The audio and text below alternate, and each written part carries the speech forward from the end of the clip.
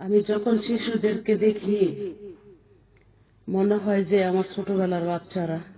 কারণ আমার বাচ্চা চারটা তো একা একা এইভাবে বড় হয়েছে। তো এক সময় তারা যখন আমার সামনে এসে আমার সাথে দুষ্টামি শুরু করে, আমি রেগে যাই। ধমক দিলেও আরেক সময় মায়া লাগে।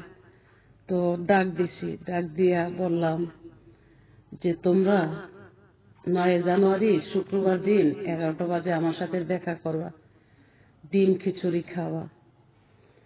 তো আমি অনেক মায়া করি বাচ্চাদেরকে, কারণ মনে হয় যে আমার সন্তানেরা ছোটবেলা এইভাবে খেলাধুলায় এদিক সেদিকে, আমার বড় ছেলেটা ঘুরে বেড়াচ্ছিল, তার জন্য আদর করি।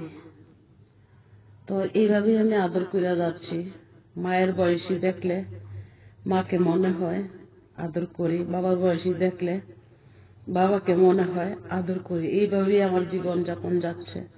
হ্যাঁ, আমি হঠাৎ রেগে যাই যখনই আমার মনটা পাগল পাড়ায় চলে যায়, সব কল্পনায় জল্পনায় হারানো ব্যথায়। তখনই আমি এলোমেলো হয়ে এক সময় ধমক দিয়া বসি। পরবর্তীতে দেখলে আবার আমি নিজেই ডাক দিই। আমার মায়া লাগে, কষ্ট হয়। পরে আদর করি, 10-5 টাকা হাতে দিই চিপস খাওয়ার জন্য। এই আমার নীতি। তো মা নাই।